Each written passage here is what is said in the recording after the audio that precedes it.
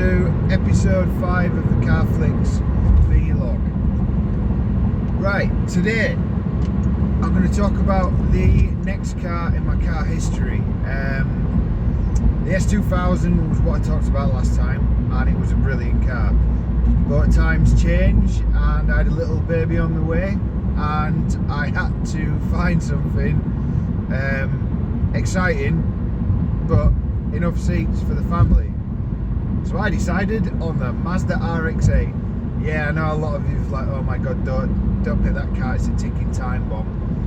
But I kind of gave it a chance. If you think about it, it is kind of a Honda S2000 with an extra 2 seats.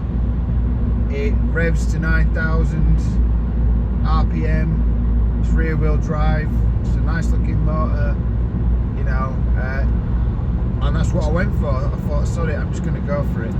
And at the time, after I sold my S2000, I got a decent amount of money for it. I think I got about £6,200 for it when I sold it,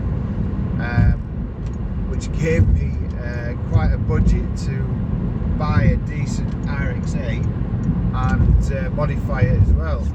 So I can't remember how much I paid for it, but I ended up buying a 2008 Mazda RX8, but it was the 40th anniversary, and which meant it came in this beautiful pearlescent white paint with a yellow flip. It was just, oh, it was gorgeous to look at. There were a few things on the car that the standard styling I didn't like, so the front bumper was a bit meh. So what I did was I ended up changing the front bumper, getting some Mazda Speed side skirts, some Mazda Speed rear bumper skirts. I flushed, got rid of the third brake light on the boot. I sprayed the alloys, plastered them black. Yeah, and it looked absolutely amazing by the time I'd done with it. And I was so happy with it when it was finished. But you know what? There was one major flaw with the car, and I did everything I could to resolve this issue, and that was the fuel consumption. It was horrific. It's the worst car I've ever had for fuel economy. Check this out. I changed the ignition system. I upgraded it because it fails a lot on the Mazda. The Mazda ones are terrible, so I upgraded it to the best you can possibly get, and it still didn't make a difference. The major problem with this car, people, apart from the ticking time bomb of the engine going pop, is the miles per gallon. It is horrific. Check this out. Driving steady, 16 to the gallon. That's right, 16.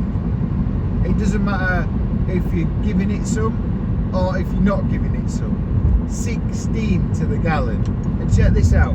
The car tax in this country for that car, because of the emissions, it's the rotary engine, it's so high on emissions, £500 a year. That's £50 a month. So I had this beautiful car that I hardly drove because I couldn't really afford to run it having a family. So all that work had gone to pot, really. But focusing on the positives, you know something, a lot of people aren't going to like this. The chassis was absolutely amazing. Amazing. It was even better, dare I say it, than the S2000. It was brilliant. The bad point of the car was the engine. Didn't like it. It was flat as a fart. It sounded like, in standard form, I know everyone puts exhausts on induction kits, yeah, it would have made it sound better, but it sounded like a Dyson vacuum cleaner without VTEC. So I'm constantly waiting for the VTEC now to, and I understand now why people do so many engine swaps or turbocharging. It needs a kick. It needs a kick, and it didn't have it. But yeah, people, that is a Mazda RX8. If you can afford to run that car and fix it when it blows up, fantastic car. Or even better, if you've got the money, do an engine swap. I wouldn't like to do it myself, it's a very complex car, but if you could find a company that could do that for you, do an engine swap, you've got a perfect family sports car. But for me, I had to sell it, guys. I just couldn't afford to run it. Anyway, that's it for today's vlog, and I will see you tomorrow. Thanks for watching. As again, subscribe, like all my videos, follow me on all the social media, and I'll see you again tomorrow. Bye bye.